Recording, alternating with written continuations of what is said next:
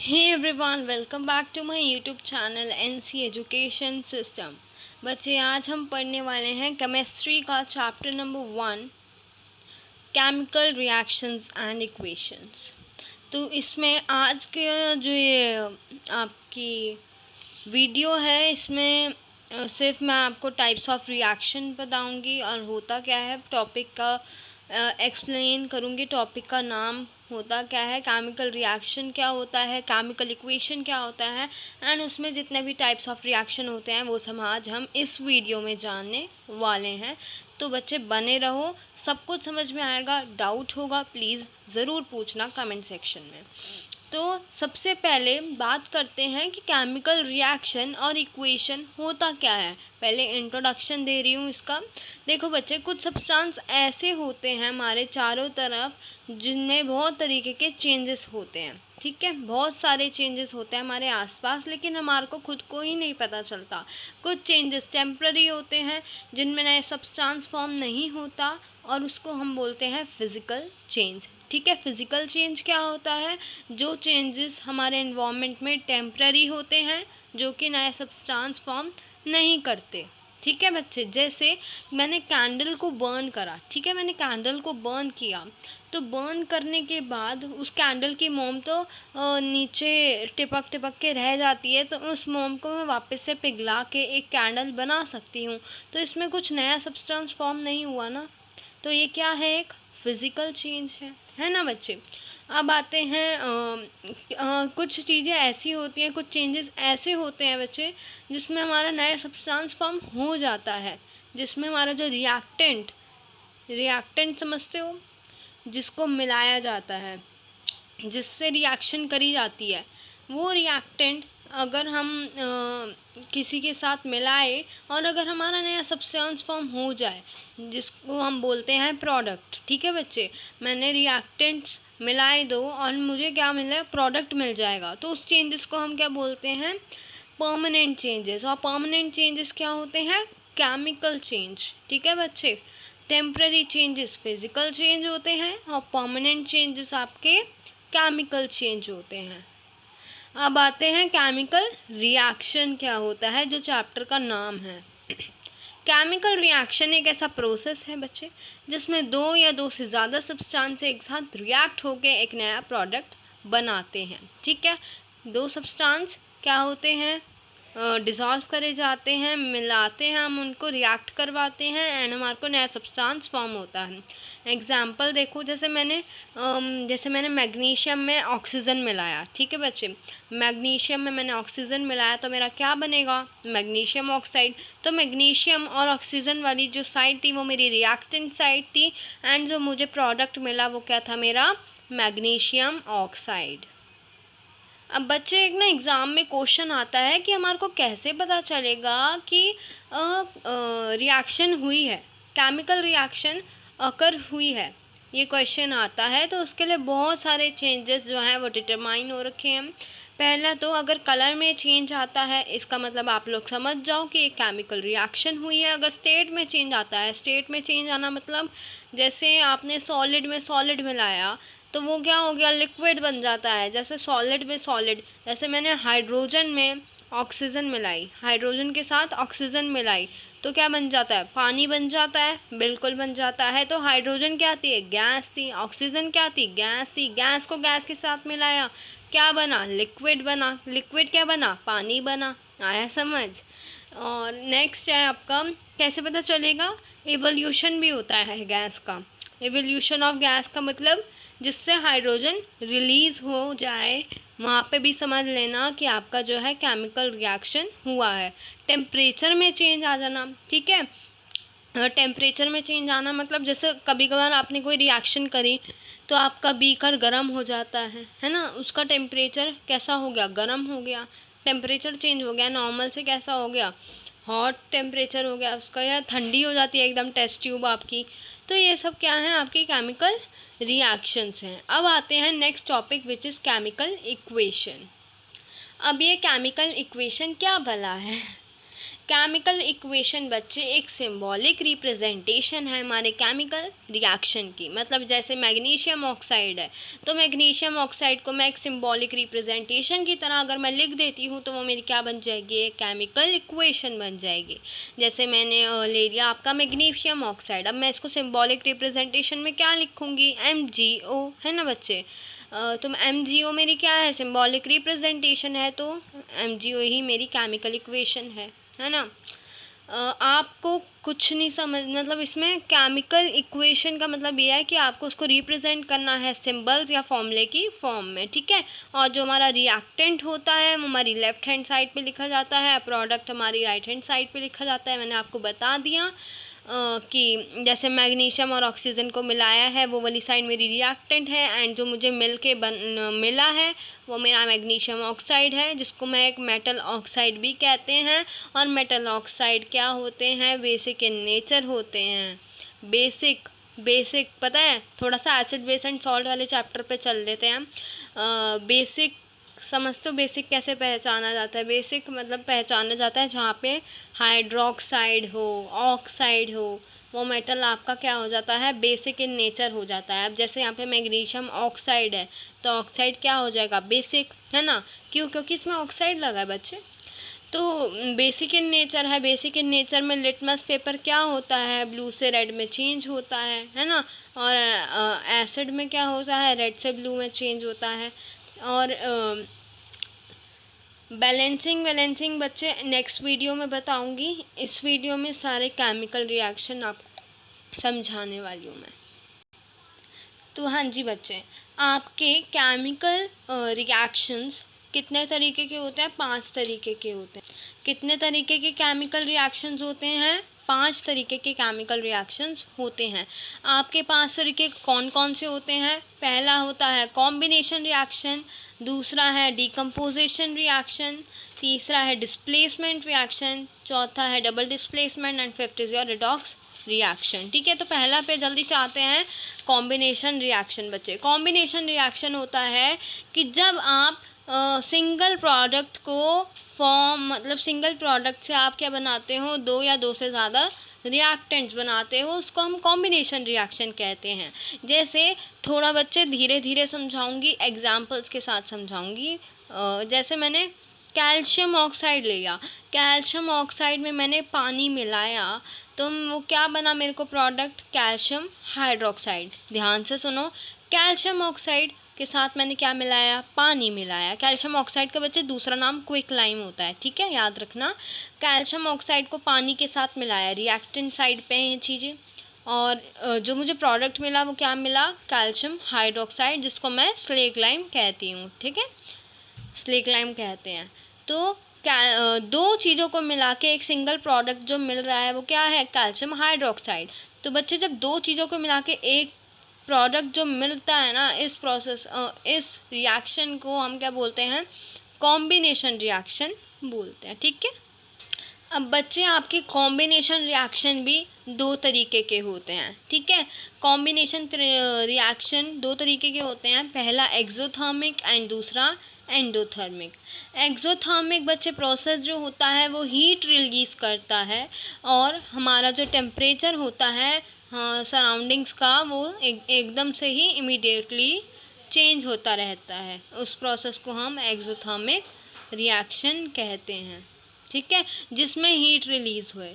जहाँ पे भी जिस रिएक्शन में हीट रिलीज हो रही होगी और आपसे पूछा गया होगा कि बताइए कि ये एक्सोथर्मिक रिएक्शन है या एंडोथर्मिक रिएक्शन है, तो आप ऑटोमेटिकली जल्दी से बता देना, आपके दिमाग में आनी चाहिए बात कि ये एक्सोथर्मिक रिएक्शन है, ठीक है। और स्पेशल नेम जो है इस रिएक्शन का वो है रेस्पिरेशन, ठीक है। स्पेशल नेम इस रिएक्शन का है रेस्पिरेशन। और एक क्वेश्चन में पूछा भी जाता है कि क्यों हम रेस्पिरेशन को एक एक्सोथर्मिक रिएक्शन कहते हैं।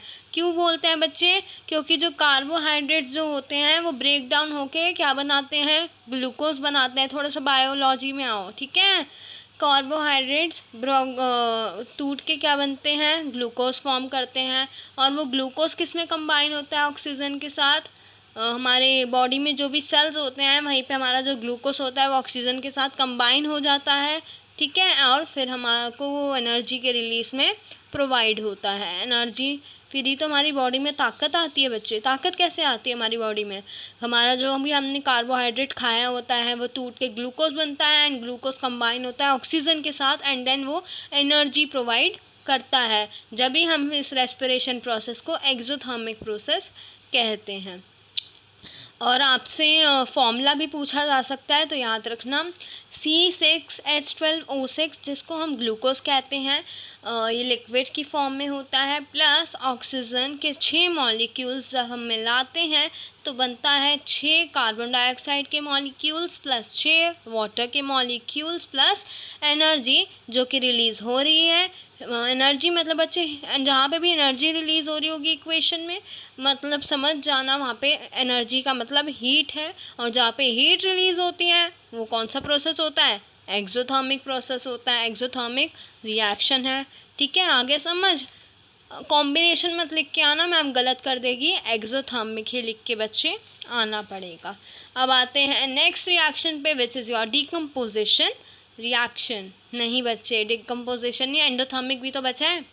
हाँ जी, एंडोथर्मिक पे आते हैं। एंडोथर्मिक क्या होता है? एंडोथर्मिक रिएक्शन में इसका अपोजिट होता है। एक्सोथर्मिक में हीट रिलीज होती थी, और एंडोथर्मिक में क्या होगा? आपकी हीट एब्जॉर्ब होगी। हीट क्या होगी? हीट एब्जॉर्ब हो जाएगी। ठीक है बच्चे, तो यहाँ पे हमारी हीट एब्जॉर्ब होगी और हमारी जो सराउंडिंग्स होंगी वो कूल हो जाएंगी, वो ठंडी हो जाएंगी। ठीक है, जैसे वेजिटेबल मैटर है, ठीक है, वो कन्वर्ट हुआ किसमें? कंपोस्ट में। वेजिटेबल मैटर जैसे भी कुछ बच जाता है, सब्जियों के छिलके, वो सब चीज़ें वेजिटेबल मैटर में आते हैं, तो कन्वर्ट किस में हो जाते हैं? कंपोस्ट में। ये भी एग्जाम्पल है एक एंडोथर्मिक रिएक्शन का। ठीक है, अब आते हैं हम डीकम्पोजिशन रिएक्शन पे।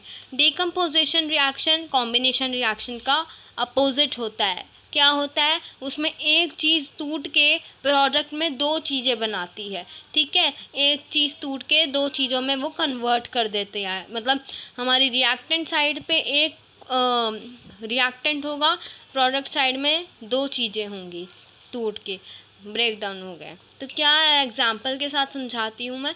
जैसे एक जगह पे मेरा FeSO4 है, मतलब बच्चे आयरन फेरस सल्फेट। ठीक है, फेरस सल्फेट किस में कन्वर्ट हुआ? Ferric oxide plus SO2 plus SO3। तो आपके डीकम्पोजिशन रिएक्शन क्या होते हैं? 3 तरीके के होते हैं। Thermal decomposition reaction, photolytic decomposition reaction और इलेक्ट्रोलाइसिस डीकम्पोजिशन रिएक्शन।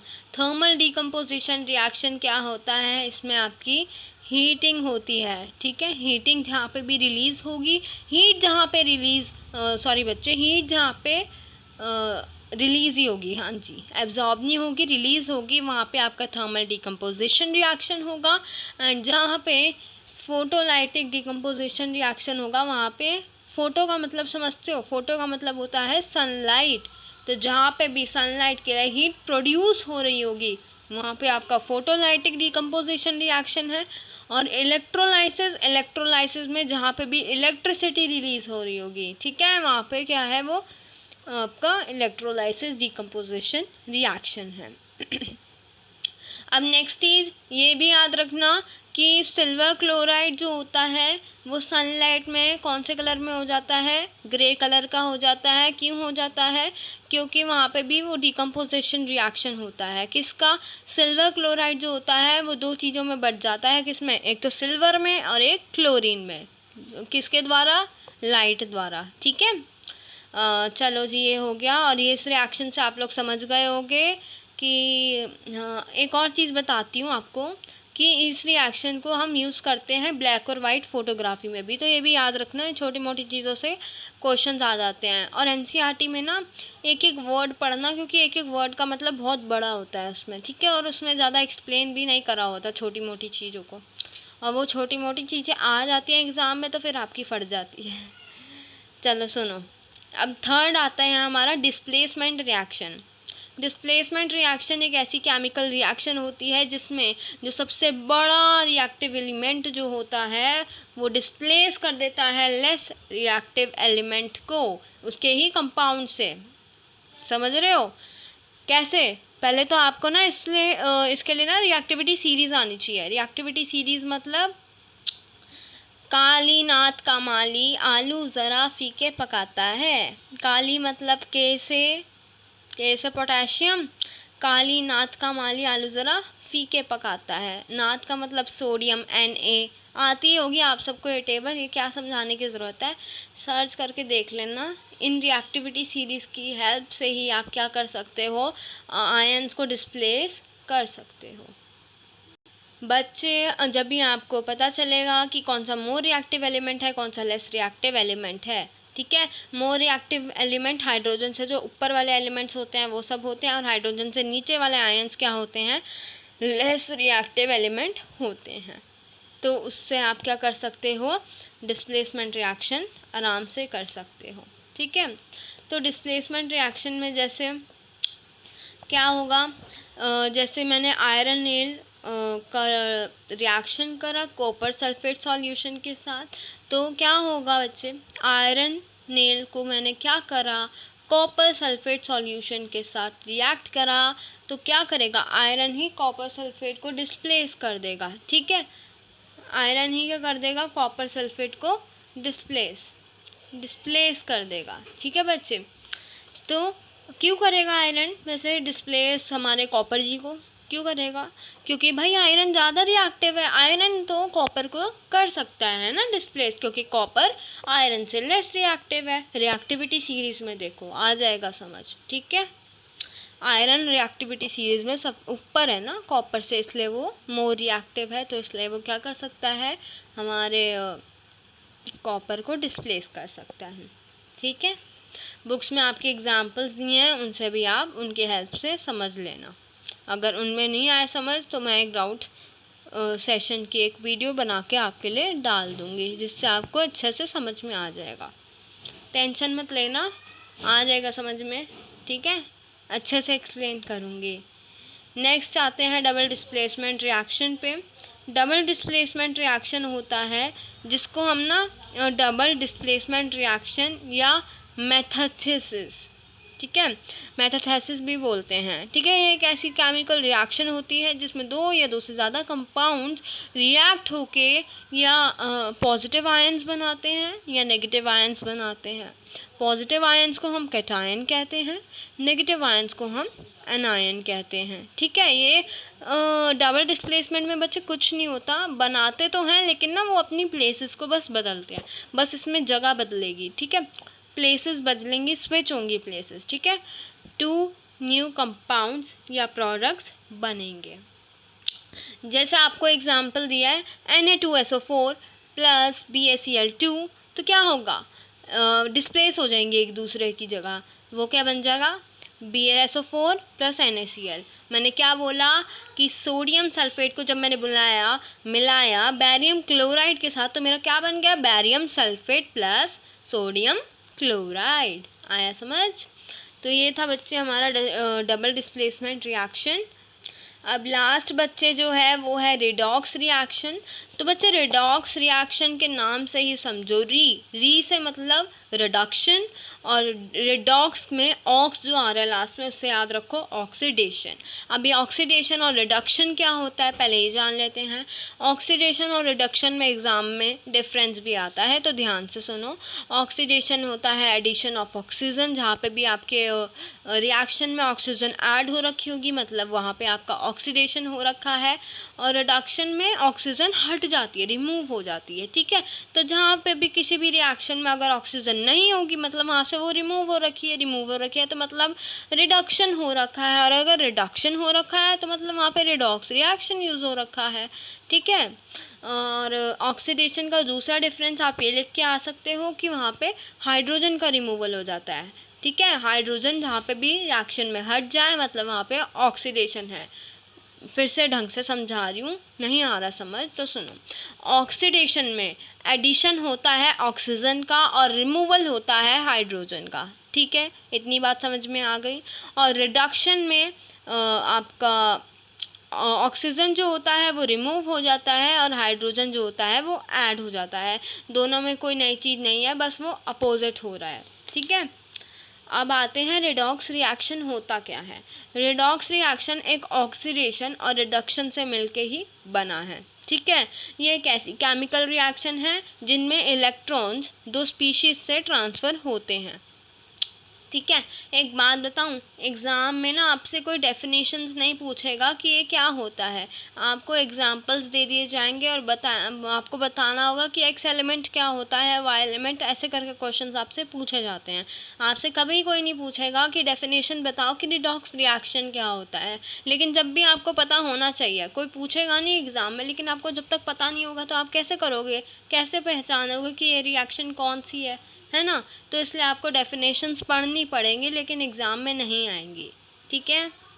अब आते हैं ऑक्सीडेशन क्या होता है, बता ही दिया बच्चे, गेन ऑफ ऑक्सीजन और लॉस ऑफ हाइड्रोजन बोल लो, और रिडक्शन में गेन ऑफ हाइड्रोजन और लॉस ऑफ ऑक्सीजन, ठीक है। जैसे मेरे पास कॉपर ऑक्साइड प्लस हाइड्रोजन है, तो वो क्या मिलके, कॉपर ऑक्साइड प्लस हाइड्रोजन मिलके क्या बना रहे हैं, कॉपर प्लस वाटर, ठीक है। तो कॉपर ऑक्साइड प्लस हाइड्रोजन में जो ऑक्साइड में जो ऑक्सीजन थी, वहाँ पे जाके प्रोडक्ट साइड पे जाके वो अकेला कॉपर रह गया, वहाँ से ऑक्सीजन हट गई, तो वहाँ पे रिडक्शन हो गया, ठीक है। ऑक्सीजन हट गई, रिडक्शन हो गया। लेकिन वहाँ पे रिएक्टेंट साइड पे जो हाइड्रोजन है वो प्रोडक्ट साइड पे जाके पानी बन गया, वहाँ पे ऑक्सीजन ऐड हो गई। ऑक्सीजन ऐड होने का मतलब ऑक्सीडेशन होना। अब बच्चे आपका लास्ट जो है oxidising agent and reducing agent, ठीक है। ऑक्सीडाइजिंग एजेंट में आपको ऑक्सीजन मिलती है सब्सटेंस में, और हाइड्रोजन भी मिलता है, ठीक है। इस सब्सटेंस में आपका रिड्यूस खुद हो जाता है, ऑक्साइड जो होता है वो दूसरी चीज़ें हो जाती हैं। नहीं समझ में आ रहा मैम? अच्छा रुको, ऑक्सीडेशन और रिडक्शन, ऑक्सीडेशन ही आपका ऑक्सीडाइजिंग एजेंट होता है एंड रिडक्शन ही आपका रिड्यूसिंग एजेंट होता है, ठीक है। अब आ गया समझ? सो गाइस, मिलती हूँ मैं आपसे नेक्स्ट वीडियो में, ये इसका ही कंटिन्यूशन रहेगा, ठीक है। तो देख लेना, ये पार्ट 1 है, सिर्फ इसमें मैंने आपको टाइप्स ऑफ केमिकल रिएक्शन समझाए हैं, और नेक्स्ट वीडियो में जो आपका बचा हुआ रस्टिंग, करोजन, ये सब चीज़ें हैं। करोजन तो कट रखा है आपका, बट जब भी मैं आपको पढ़ा दूँगी और थोड़े बहुत इंपॉर्टेंट क्वेश्चंस भी बता दूँगी इस चैप्टर से कैसे आएंगे, क्योंकि डेफिनेशंस नहीं आने वाली। तो जब तक के लिए बाय बाय, मिलते हैं हम आपसे नेक्स्ट वीडियो में, बाय।